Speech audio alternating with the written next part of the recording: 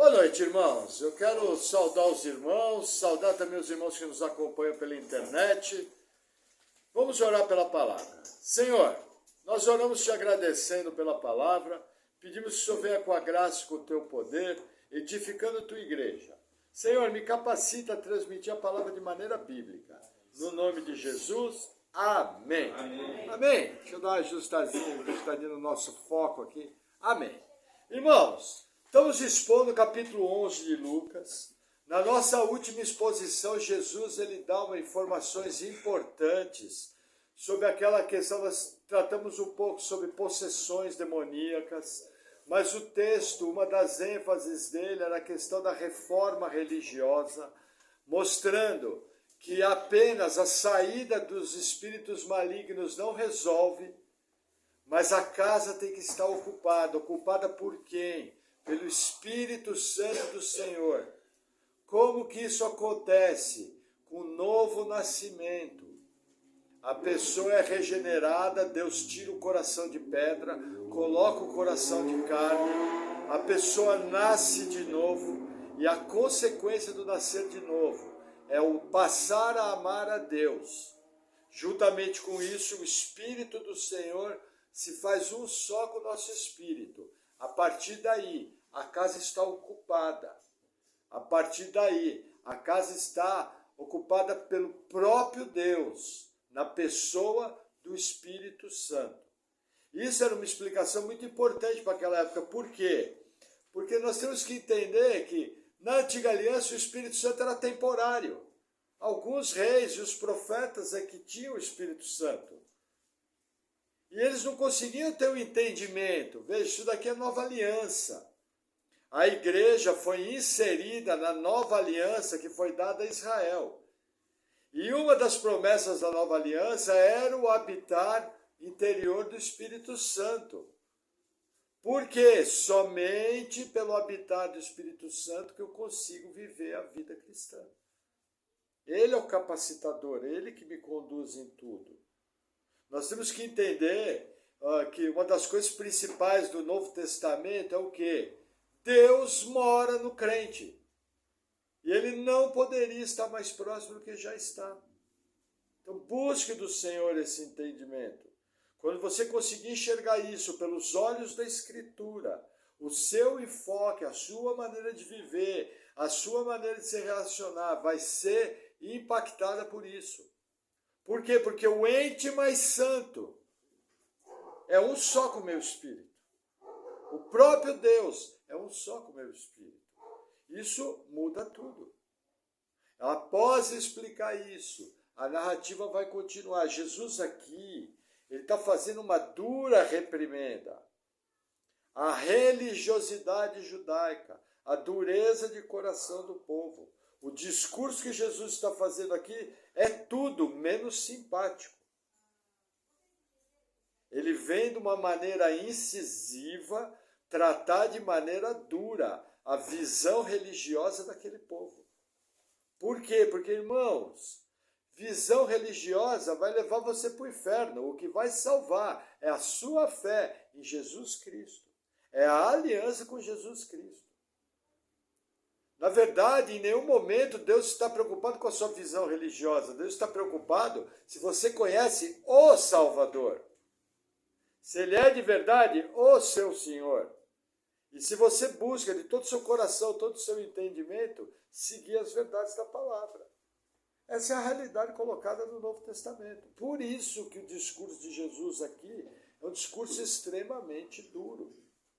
E aí a narrativa vai continuar a partir do versículo 27. Opa, pulou aqui minha página. Lucas, eu acho que eu troquei na escola bíblica.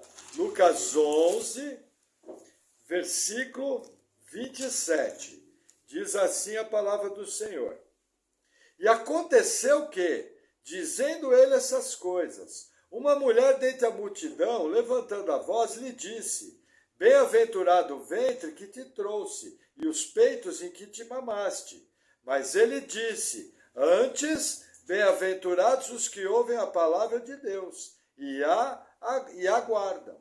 Veja que interessante, existem alguns versículos na Bíblia que aparentemente eles parecem soltos. Jesus está falando de libertação. Jesus está falando de expulsão dos demônios. De repente levanta uma mulher no meio da multidão. E o que ela fala? Bendita é sua mãe, que te deu a luz e te amamentou. Aí você fala, Deus, o que está fazendo esse versículo aqui? Veja, nós temos que entender que o clima deve ter pesado. E essa mulher no auditório, vendo Jesus falar o que falou, ficou maravilhada, porque o seu ensino era extremamente profundo. E aí, na empolgação, ela quis falar algo que era um hábito da época. Quando você queria exaltar alguém, você fazia a exaltação ou do seu pai ou da sua mãe. Isso era um hábito da época. Por que é importante isso? Por causa que a Igreja Católica Romana, ela quer usar esse texto para justificar a idolatria a Maria. E nós sabemos que a Bíblia condena a idolatria. E olha que interessante a resposta de Jesus, mostrando que nada está à toa na Bíblia. Jesus vai desbaratar qualquer conceito idólatra. A mulher elogia a mãe dele. O que ele vai responder? Versículo 28. Mas ele disse, antes, bem-aventurados os que ouvem a palavra de Deus e aguardam.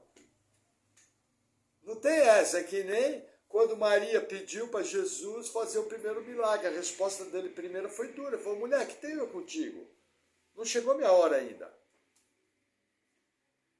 Por quê? Porque, veja, nós temos que lembrar, irmãos, olhando do ponto de vista teológico, o catolicismo romano é uma seita. Eles perverteram a palavra de Deus. Eles criaram uma deusa. Maria, ela é intercessora da graça. Você não é salvo por Jesus e pelo ministério da Trindade. Você tem que passar por Maria. Isso é dogma. Tanto é que existe uma frase em caminhão que é assim, tudo com Jesus, vírgula, nada sem Maria. E aí você pergunta, da onde veio isso? Onde é que está isso na Bíblia? Não, isso aí não está na Bíblia, isso aí é a tradição da Igreja Romana. Entenderam? Então é muito importante você entender, porque se você vai conversar com um católico, lógico, você vai fazer isso com gentileza, você vai fazer sabendo que é no campo das ideias, nossa luta não é contra pessoas. Mas é importante a pessoa saber que ela está confiando em algo errado. Que aquela confiança vai levar ela para o inferno. Nós não podemos mudar a Bíblia. E esse versículo ele desbarata um dos conceitos romanistas. Tem muita gente no nosso país e no mundo no engano. Sendo que a própria Maria, no próprio Evangelho de Lucas, ela fala que ela precisa de um Salvador. Que ela chama o seu filho Jesus de o meu Salvador. Meu espírito exulta em Deus, meu Salvador. Salvador do quê? De pecado. Se eu preciso de um Salvador é porque eu tenho pecado. Por quê? Porque existe uma outra doutrina mentirosa. A doutrina da Imaculada Concepção de Maria. Essa doutrina ensina o seguinte, demoníaco, isso aí vem do escritório central do inferno. Isso é demoníaco, irmãos. Porque essa doutrina ensina que Maria, da mesma forma que Jesus, ela foi concebida sem pecado. Isso é um absurdo teológico. Não tem a mínima referência, o mínimo sinal. E ela mesma diz que precisa de um Salvador. Entendeu? Agora, o que eu tenho que lembrar? A pessoa só pode enxergar isso através, primeiro, se alguém falar. A fé vem pelo ouvir a palavra de Deus. Segundo, se o Espírito do Senhor abrir os olhos. Que quando a pessoa está presa na idolatria, na feitiçaria, ela está cega. Se o Espírito Santo não vier e arrancar a venda, a pessoa não tem como ser liberta. Se o Espírito Santo do Senhor, se o Espírito Santo não vier tirar o coração de pedra e pôr o coração de carne, não existe esperança para a pessoa. Salvação é um milagre. Não vem de nós. É dom de Deus. É presente de Deus. Amém? Amém? Isso tem que nos dar um coração agradecido. E lembre, quando você está conversando com uma pessoa no engano, é o campo das ideias, é campo teológico, e a nossa luta não é contra pessoas. Se a pessoa chegar e falar, olha, não quero ouvir isso, você respeita, muda de assunto. Os homens falam do Corinthians, do Flamengo, as mulheres falam de um assunto agradável e deixa para lá, não é o momento. Não adianta discutir, não adianta brigar, temos que ter amor e respeito. Amém? Vamos seguir, versículo 29. E ajuntando-se a multidão, começou a dizer, maligna é essa geração, ela pede um sinal, e não lhe será dado sinal, senão o sinal do profeta Jonas. Porquanto, assim como Jonas foi sinal para os ninivitas, assim o Filho do Homem o será também para essa geração. A rainha do sul se levantará no juízo com os homens dessa geração e os condenará, pois dos confins da terra veio ouvir a sabedoria de Salomão. E eis aqui quem é maior do que Salomão. Os homens de Nínive se levantarão no juízo contra essa geração e a condenarão, pois se converteram com a pregação de Jonas. E eis aqui quem é maior do que Jonas. O que acontece? Lembra que essa geração pediu um sinal? Dá-nos um sinal. Depois de Jesus ter feito tudo o que ele tinha feito, eles ainda pediram um sinal messiânico. O que Jesus fala? Olha, vocês não vão ter o sinal no seu sinal do profeta Jonas. Qual foi o sinal do profeta Jonas? Pregação do arrependimento e a crença em Deus. A Bíblia nos mostra que o profeta Jonas caminhou em Nínive, falando, em 40 dias Nínive será subvertida. E a Bíblia mostra que eles creram em Deus. Como creram em Deus? Porque Jonas também pregou a mensagem do Deus Salvador. Nós temos que lembrar que a Bíblia, ela tem informações que estão no texto e tem informações que estão ligadas ao texto. Como que eu sei que Jonas pregou sobre o Salvador e sobre o Deus Todo-Poderoso? Por causa do versículo que fala que Nínive creu em Deus. Para eles crerem, Jonas falou do Deus que salva. Entende? Então, quando eu pego um texto bíblico, eu tenho que entender o contexto inteiro. Existem informações diretas e informações indiretas. O que Jesus está falando aqui? O que essa geração vai ter é a pregação da verdade. Lógico, a partir daqui ele ainda realizou sinais, ele ainda realizou muitas coisas, mas a ênfase é a pregação. Nós vamos ver mais à frente, no capítulo 16, que uma pessoa que morre e está no inferno, ela fala, Pai Abraão, manda alguém falar para os meus irmãos que o inferno é real. O que Abraão responde? Fala, olha, mesmo que algum profeta ressuscitasse dos mortos ou alguém voltasse, eles não creriam. Eles têm Moisés e a lei, eles têm a palavra. Por quê? Porque a fé vem pelo ouvir a palavra. Vem pelo ouvir a palavra de Deus. Deus escolheu que a salvação fosse via fé na palavra. Pode ressuscitar agora aqui o profeta Elias, materializar aqui. E começar a falar, não vai crer. Vai ficar assombrado. Mas não vai crer. Aí aparece um irmãozinho lá da Vila Caixa Prego. E prega, arrependei-vos. Raça de víboras, porque é chegado o reino de Deus. Aí a pessoa crê. Fala, mas não pode, o profeta Elias ressuscitou e ninguém creu. E o irmãozinho que não sabe nem falar direito, falou a palavra, a turma creu sim, porque Deus escolheu assim.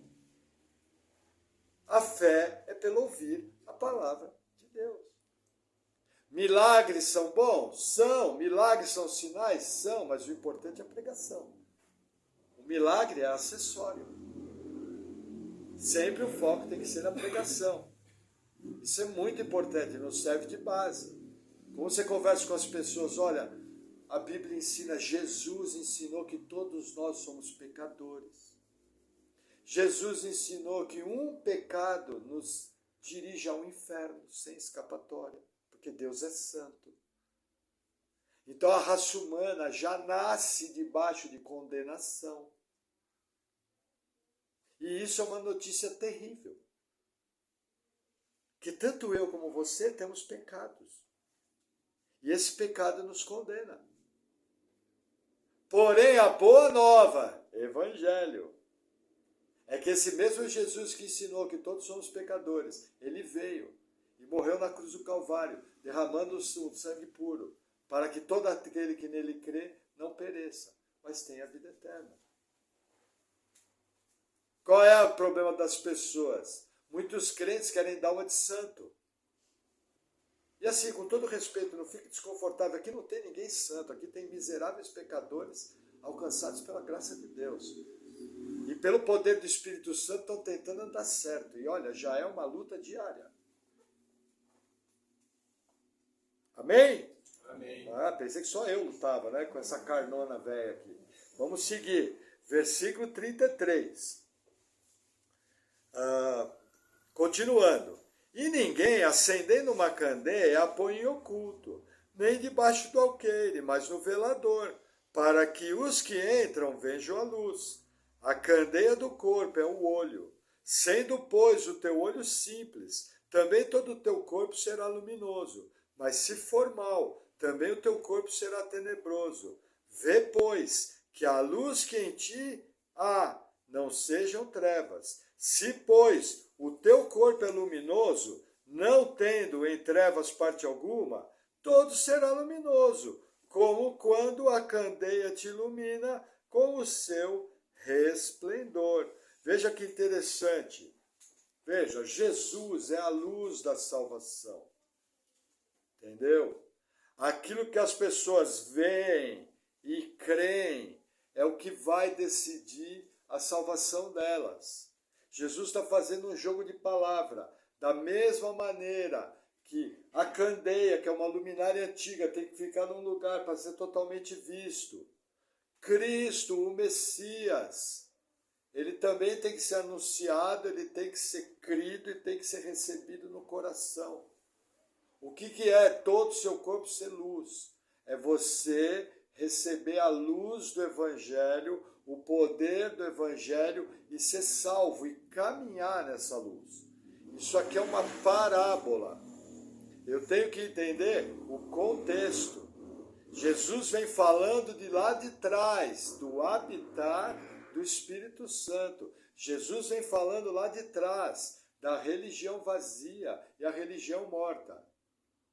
Pastor, como o pastor sabe disso? Lembra, texto fora do contexto é pretexto. Vamos ler o versículo seguinte.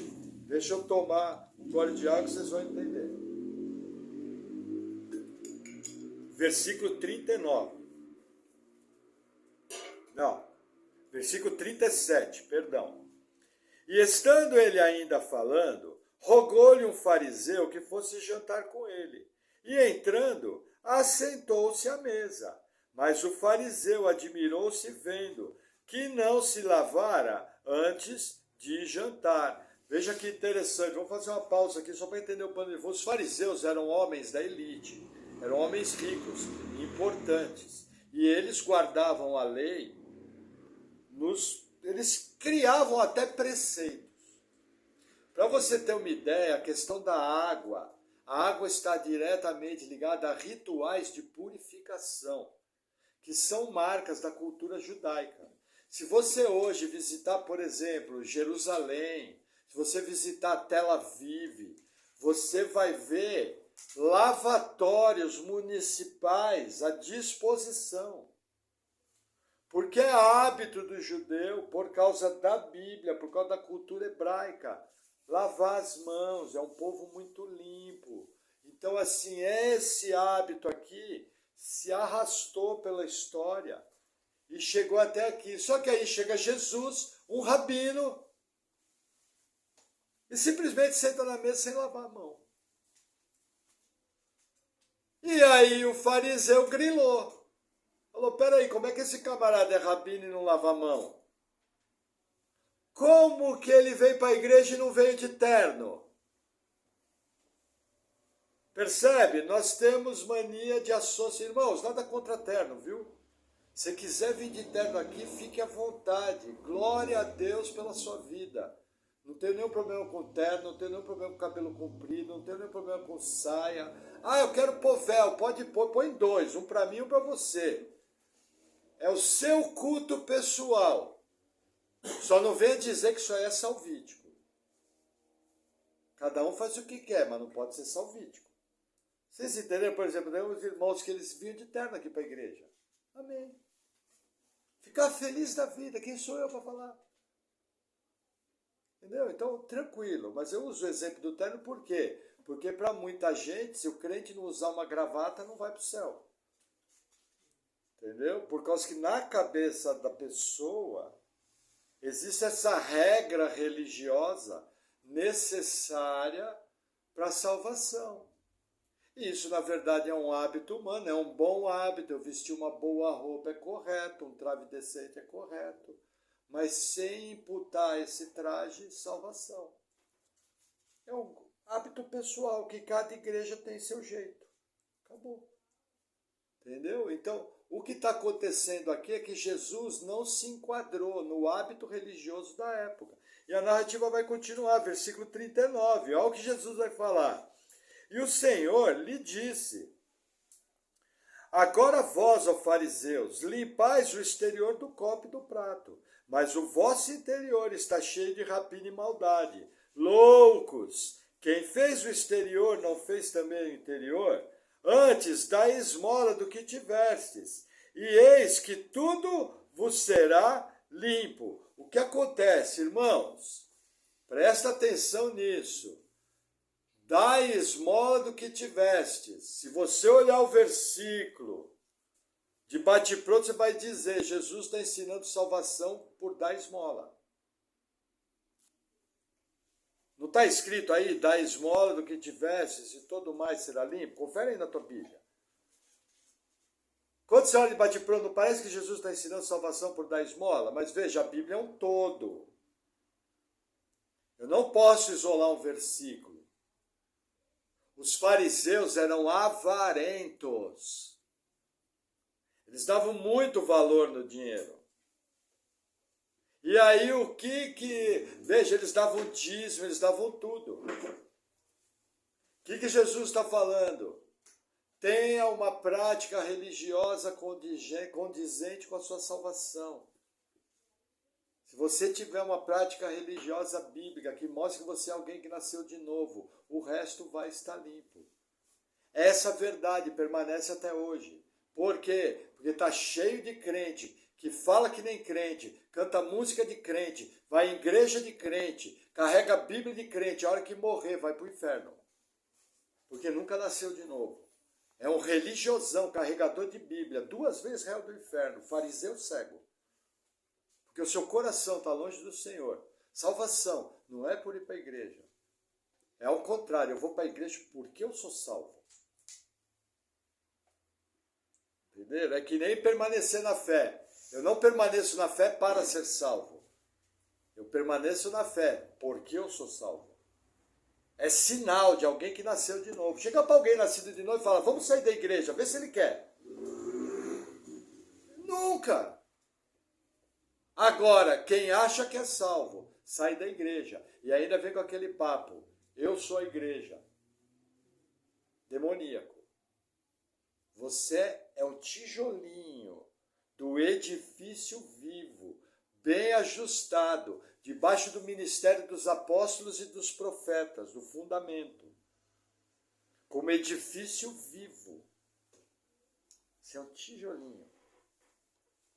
Se você está andando na rua e vê um tijolo, o que você faz? Você vai tirar do meio do asfalto, para nenhum carro passar, joga fora. Agora, quando você vê um prédio edificado, você joga fora. Percebe? Então não entra nessa, tá? Não tem as de eu sou a igreja, eu sou o tijolinho só. Amém? O que Jesus vai estar falando? ele vai estar falando de religião morta. Entendeu? E vai estar mostrando o quê? Que um dos sintomas da minha fé saudável é o amor ao próximo. É o sinal de alguém que nasceu de novo. Como que você diz que ama ao Senhor e não é sensível à necessidade do próximo? Era o que os fariseus faziam. Gente rica, da grana, mas tinha um escorpião em cada bolso. Eram extremamente avarentos. Serviu a Mamon, o deus do dinheiro. Amém? Vamos seguir, versículo 45. Não. Versículo 42. Mas ai de vós, fariseus, que dizimais a hortelã e a arruda e toda a hortaliça, e desprezais o juízo e o amor de Deus. Importava fazer essas coisas e não deixar as outras. Ai de vós, fariseus, que amais os primeiros assentos nas sinagogas e as saudações nas praças. Ai de vós, escribas e fariseus, hipócritas, que sois como as sepulturas que não aparecem, e os homens que sobre elas andam não o sabem. Veja que interessante, os fariseus, eles tinham uma prática religiosa que Jesus compara ela a um túmulo. Eles davam o dízimo, irmãos.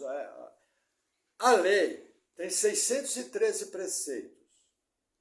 Eles aumentaram isso por conta própria. Então eles pegavam essas ervas pequenininhas e eles separavam as quantidades irrisórias. E é um tremendo ritual levar aquele dízimo daquelas pequenas ervas no templo. Quando eles paravam nas praças, eles tinham todo um sistema de se cumprimentar, que era um negócio totalmente fora da palavra. Para quê? Para aparecer para os outros. Não somente isso, quando eles chegavam na sinagoga, eles queriam ser os primeiros, de proeminência. Irmãos, o homem de si mesmo não pode ter nada de Deus. Somente Deus pode exaltar alguém. Não adianta buscar fama. O que você tem que buscar é viver uma vida que agrada o Senhor, como um bom filho. Como Deus vai usar essa vida, cabe a Ele. Não cabe a nós. É que nem quem está no ministério. Quem está no ministério tem que se preocupar de ter um ministério correto, bíblico. Entendeu? Eu lembro de um amigo meu, um exemplo, uma pessoa conhecida, que esse amigo, quando foi salvo, todo mundo falava, você vai ser pastor, você vai ter uma igreja grande, você vai fazer uma coisa e coisa.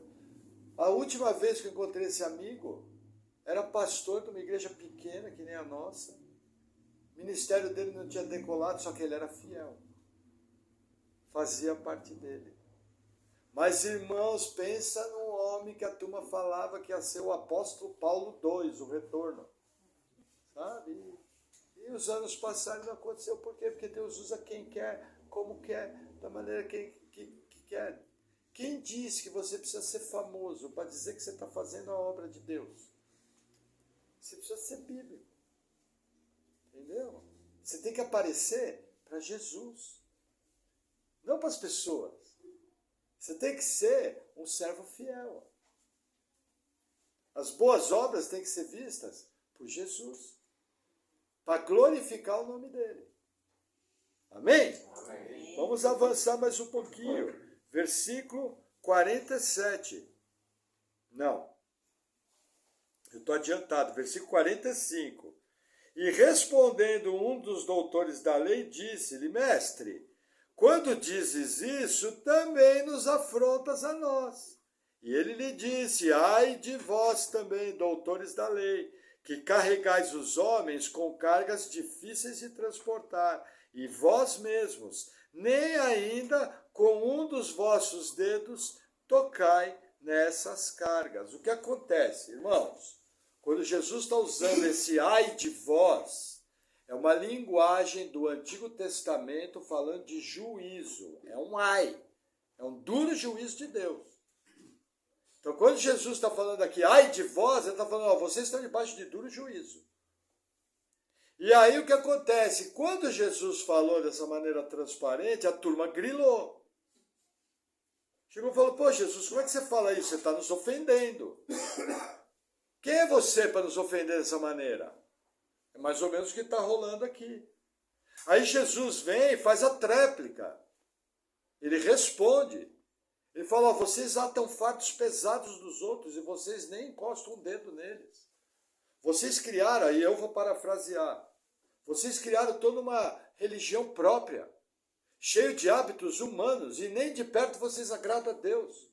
Porque nem vocês mesmos tratam de fazer esses hábitos que vocês têm. Então Jesus ele está repreendendo duramente a prática religiosa dos fariseus. E era uma marca daquela geração, aquela prática religiosa. Ela vai culminar na destruição de Jerusalém, aproximadamente 36 anos após aqui. Eles vão ser totalmente destruídos. Um juízo duríssimo. Por quê? Por causa da prática religiosa vazia. Eles estavam diante do próprio Deus. E o rejeitaram. Percebe por que tem gente que você prega e você é rejeitado? Se com Jesus... Irmão, Jesus tinha unção. Alguém pode ajudar? Porra, é o próprio Deus. E ele pregou, os caras deram um não desse tamanho na cara dele. Você fala, como é possível? É possível sim. E hoje em dia é pior. Porque nós nem de perto temos a unção que Jesus tem. O que eu tenho que lembrar? Lá na eternidade passada, Deus elegeu um povo. E esse povo, que somos nós, vai formar a igreja. E é esse povo que vai ser salvo. Porque o resto, a Bíblia fala, vai para o inferno. Infelizmente. Percebe como é dura a situação do homem? Jesus falou, quem crer será salvo. Quem não crer já está condenado. A situação do ser humano, segundo Jesus Cristo, é de condenação. Palavra dura. Ah, eu não acredito, problema seu. Só entre você e Deus. Eu acredito em Jesus. Se ele falou, eu creio que é verdade. Que para mim ele é Deus. Agora, se para você não é, um dia você vai estar cara a cara com ele, você explica isso para ele melhor. Faça isso. Nossa, pastor é sem amor. Não, eu sou realista, porque a situação normal do ser humano é não crer. Se o Espírito Santo não vier com poder, a pessoa não vai crer. Quem nos salvou foi o ministério do Espírito Santo, testificando da obra de Jesus Cristo no nosso coração. Sem isso, é impossível. Sem o milagre do novo nascimento, ninguém crê. É milagre. Agora, qual é a boa nova? Ó, salvou o pastor Maurício, então salva qualquer um. Porque pensa num camarada casca grossa. Amém? Pode falar, o pastor era casca grossa, sim, miserável pecador. Tranqueira, não prestava para nada. Entendeu? Não prestava para nada. Eu sei quem eu era. Eu estava explicando esse final de semana, tivemos visita, eu estava explicando para o meu sobrinho, eu falei, ó, se eu tivesse morrido com 7 anos, meu destino era o inferno. Porque eu pecava, sabia que era pecado, e sabia que aquilo não agradava a Deus, porque até já tinha feito catequese. Era inferno. E pecava convicto. Quem peca convicto vai para onde? Irmãos, eu tenho medo, vai para o inferno, pô. Simples assim, nossa, eu tinha 7 anos, 7 anos de muita malvadez e muita perversão. Entenderam? E ó, conheço um monte que era até pior que eu. Mas vamos seguir. Versículo 47, agora sim. Ai de vós que edificais os sepulcros dos profetas, e vossos pais os mataram. Bem testificais, pois, que consentis nas obras de vossos pais, porque eles os mataram, e vós edificais os seus sepulcros. O que acontece? Os fariseus tinham o hábito de homenagear os profetas que foram mortos. Como? Fazendo um monumento nos túmulos. O que Jesus está falando? Olha, quando vocês estão fazendo esse monumento, essa homenagem, vocês estão testificando contra a geração dos seus pais. Vocês estão dizendo que eles mataram os profetas. E eles tinham uma prática bem parecida com a de vocês. Mais ou menos por aqui está correndo a conversa. Sabe aquela cerimônia bonita? Igreja Batista Pátimos, o baluarte da verdade. Aí todo sepulcro caiado aqui dentro. Adianta? Adianta mármore, adianta ouro, adianta riqueza? Ou adianta uma vida piedosa diante do Senhor? É o que está sendo falado aqui.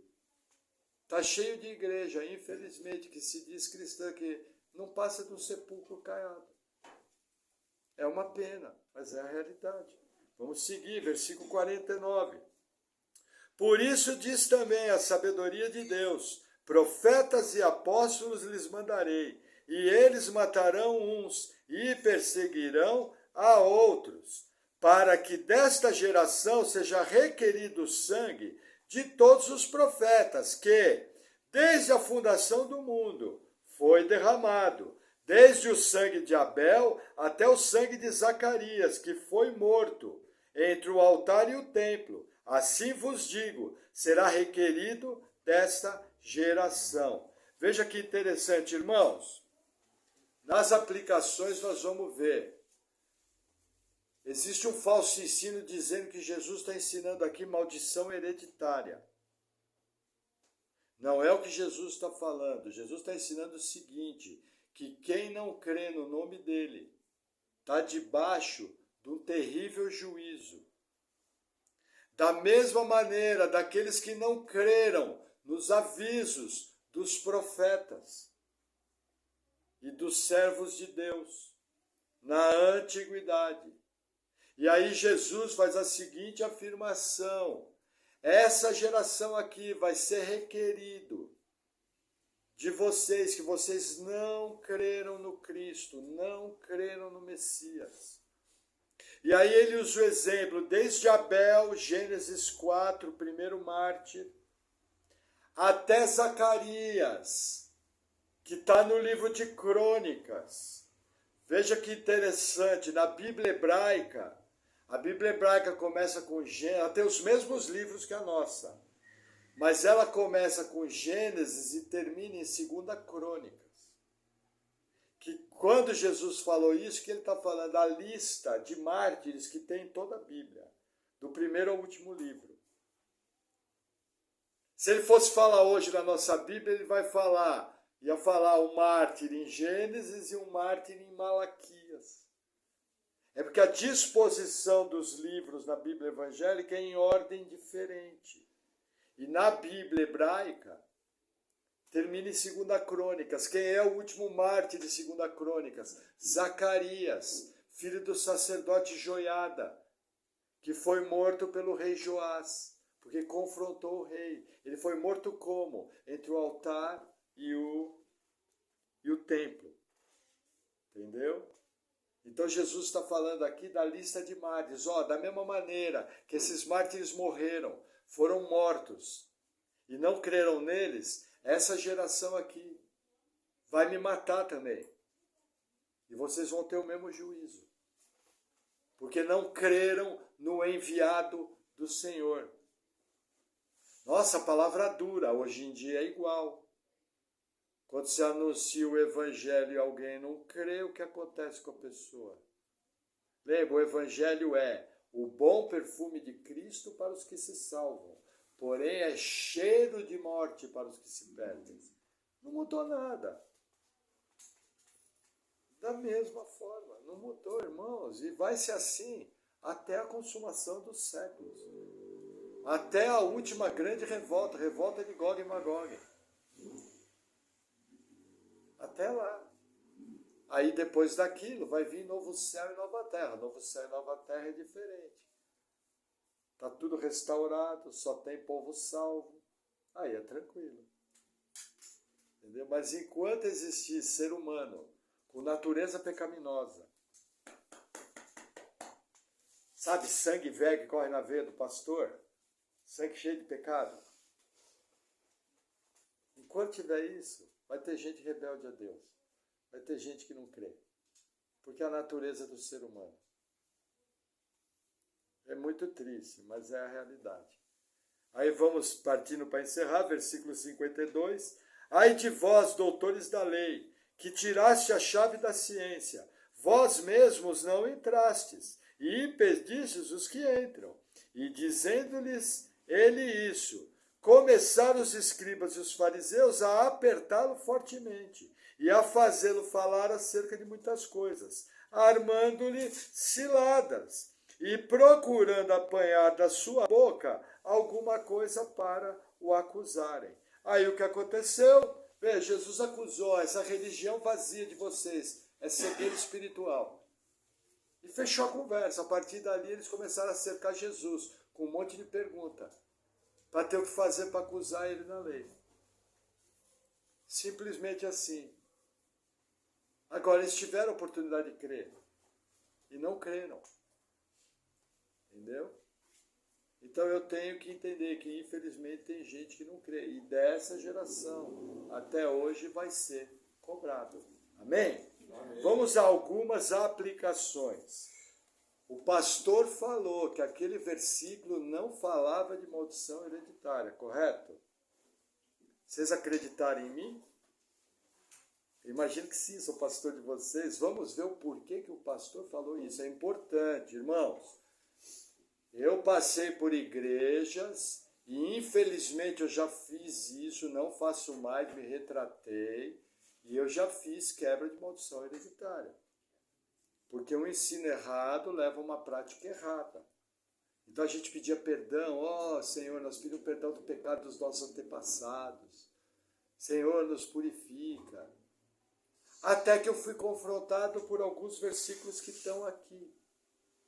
E eu não tinha resposta. A partir dali, eu mudei o ensino e me retratei. Simples assim. Tranquilo. Nossa, o pastor retratou, lógico. Quando você percebe que está numa direção errada, você tem que se retratar. Essa retratação tem que ser pública. É assim que homens de Deus fazem. O que torna as igrejas tão problemáticas? A turma está errada, está vendo que está errado e ninguém volta atrás. Não pode. Amém? Então vamos lá, eu vou ler alguns textos. João 9, versículo 1 ao 3. A falsa crença judaica dos pecados hereditários. Versículo 1. E passando Jesus, viu um homem cego de nascença. E os seus discípulos lhe perguntaram, dizendo, Rabi, quem pecou? Este ou seus pais, para que nascesse cego? Jesus respondeu, nem ele pecou, nem os seus pais, mas foi assim para que se manifestassem nele as obras de Deus. Olha que interessante, os apóstolos vieram perguntar. Os apóstolos tinham a crença de maldição hereditária. Na cabeça do judeu, se alguém nascesse com defeito, era por causa de uma maldição hereditária. Irmãos, doenças hereditárias, como elas surgem? A Bíblia explica, o salário do pecado é a morte, a corrupção do pecado, na raça humana. Ela mexe com a existência humana. Nós temos doenças que vêm da nossa natureza pecaminosa. Pecado é morte. Agora, esse camarada nasceu cego de nascença. O que Jesus vai fazer? Vai curar ele. Nunca o cego de nascença tinha sido curado. Se manifestou as obras de Deus. Então todas as coisas têm um motivo. Quer dizer que todo cego de nascença vai ser curado? Não, quer dizer que esse aqui em especial nasceu em dia, época, tudo marcado, para que as obras de Deus se manifestassem nele. Quando te perguntarem por que a criança nasce com uma enfermidade hereditária, a resposta é simples e única. É o efeito do pecado na raça humana. Só isso. Não fale nada além da Bíblia. Não invente coisa que você não pode sustentar. É o efeito do pecado e acabou. Amém? Essa é uma pergunta mais comum do que vocês pensam, viu? Aí vamos lá. Gálatas 3,13. Cristo nos resgatou da maldição da lei. Cristo nos resgatou da maldição da lei, fazendo-se maldição por nós. Porque está escrito, maldito todo aquele que for pendurado no madeiro. Gálatas 3:13. Entenderam? Por isso que não tem maldição. Nenhuma condenação há para os que estão em Cristo Jesus. As coisas velhas passaram, eis que tudo se fez novo. A raça humana está debaixo da maldição da lei. É necessária a fé em Jesus Cristo para você ser resgatado da maldição da lei. Por quê? Porque ele se fez maldição no lugar da sua igreja. Levou sobre si. Entenderam? Continuando, da onde vem essa ideia de Paulo? De resgate de maldição. Olha que interessante. Ezequiel 18. Versículo 18. Seu pai, porque praticou a extorsão, roubou os bens do irmão e fez o que não era bom no meio do seu povo. Eis que ele morrerá pela sua iniquidade. Mas dizeis, por que não levará o filho a iniquidade do pai? Resposta, porque o filho procedeu com retidão e justiça, e guardou todos os meus mandamentos, e o praticou, por isso certamente viverá. A alma que pecar, essa morrerá. O filho não levará a iniquidade do pai, nem o pai levará a iniquidade do filho. A justiça do justo ficará sobre ele, e a impiedade do ímpio cairá sobre ele. Deuteronômio 24:16. Os pais não morrerão pelos filhos, nem os filhos pelos pais. Cada um morrerá pelo seu pecado. Com base nesses versículos, tem maldição hereditária? Não, é contrário à Bíblia. Irmãos, nem bênção hereditária existe. Agora o pastor exagerou, porque fala que ele é Deus zeloso, que visita a iniquidade dos pais dos filhos, até a iniquidade dos pais dos filhos, aqueles que aborrecem, e abençoa até 1000 gerações. Sim, desde que esteja na prática.